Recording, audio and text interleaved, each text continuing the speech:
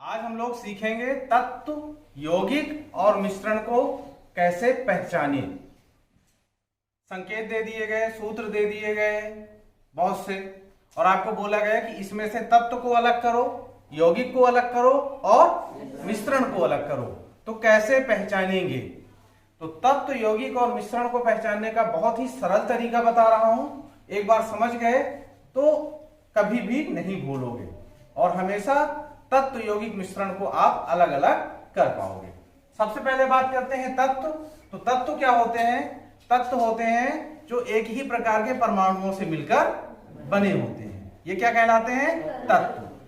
अब तत्व को पहचानेंगे कैसे? यदि कोई संकेत लिखा हुआ है तो कैसे पहचानेंगे? मान लो यहां लिखा हुआ है C, CO2,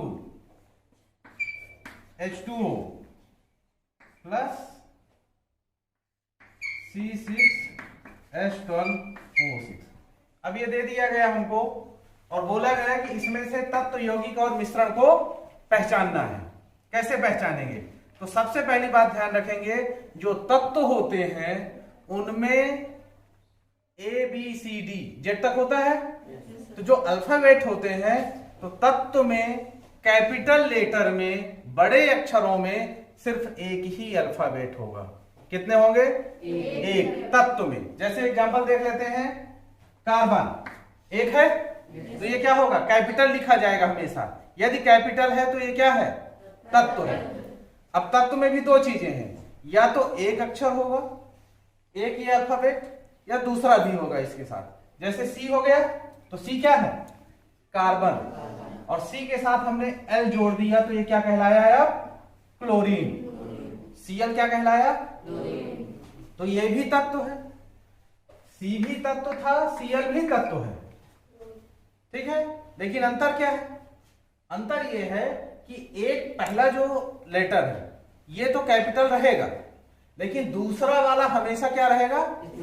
स्मॉल रहेगा। दूसरा वाला हमेशा, जब कभी भी आप तत्व लिखोगे तो इस चीज का ध्यान रखना कि पहला लेटर हमेशा कैपिटल बनाना है और दूसरा हमेशा स्मॉल बनाना है। इससे पता चलेगा। और यदि दोनों को तुमने क्या कर दिया?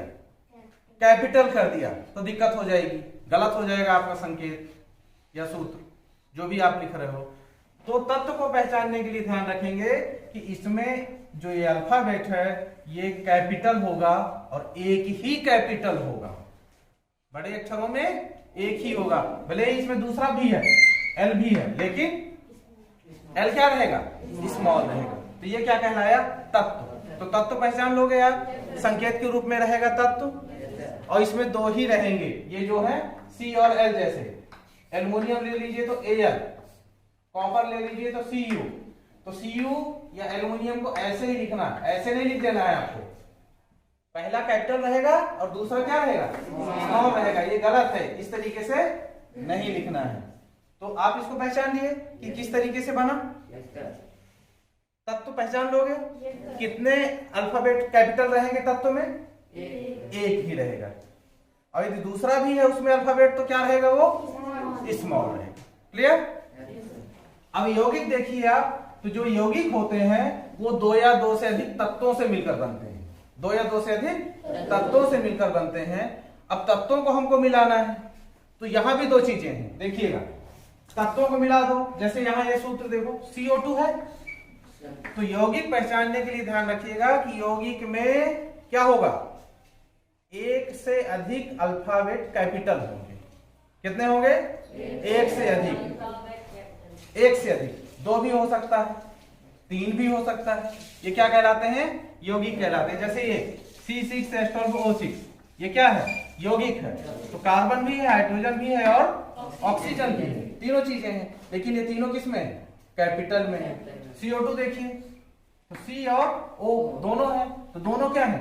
कैपिटल है। तो कैपिटल है का मतलब ये दूसरा तत्व है, ये दूसरा तत्व। जितने कैपिटल है उतने दूसरे तत्व होंगे। एक और देख लो, HCl।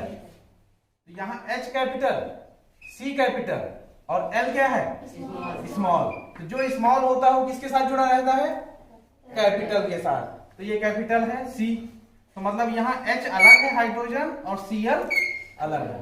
तो इस तरीके से हम क्या पहचानेंगे, यौगिक। और यौगिक में कितने होते हैं, 2 3 भी हो सकते हैं, ठीक है ना, एक से अधिक होगा। तत्व में कितने होते हैं, 1। यौगिक में कितने होंगे, 1 से अधिक। तो जो यौगिक है वो तत्वों से मिलकर बनते हैं लेकिन निश्चित अनुपात होता है। और मिश्रण क्या होते हैं, मिश्रण में कई चीजों को मिक्स कर दिया जाता है, जैसे ये H2O और ये ग्लूकोज, इस दोनों को मिला दिया तो ये क्या कहलाया, मिश्रण कहलाया। क्या कहलाया, ये मिश्रण कहलाएगा, ध्यान रखना इस चीज का। अब मिश्रण में क्या है कि इसमें तत्व या यौगिक को मिलाकर बनाया जाता है, या तो तत्व मिलेंगे या तत्व और यौगिक मिलेंगे या यौगिक भी मिल सकते हैं। तो ये मिश्रण है और मिश्रण में ये हमेशा ये क्या लगा देंगे, प्लस लगा देंगे कि मतलब इसके साथ ये मिला हुआ है।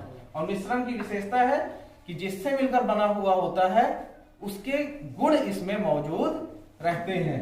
यदि पानी और ग्लूकोज दोनों को मिला दिया हमने तो पानी के भी गुण रहेंगे और ग्लूकोज के भी गुण रहेंगे, लेकिन यौगिक में जिससे मिलकर बनता है उसके गुण मौजूद नहीं रहते हैं। जैसे ये किससे मिलकर बना, CO2 यौगिक है, कार्बन से और ऑक्सीजन से मिलकर बना है।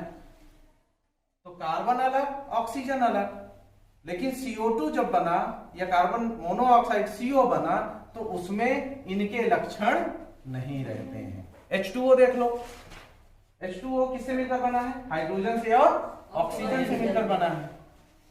पानी है ये, ठीक है, हाइड्रोजन भी क्या है, गैस है, ऑक्सीजन भी क्या है, गैस है, लेकिन ये क्या है, H2O पानी है, जल है, लिक्विड फॉर्म में है। तो यौगिक में जो बनता है वो जिससे मिलकर बन रहा है उससे पूरी तरीके से अलग होता है, उसके गुण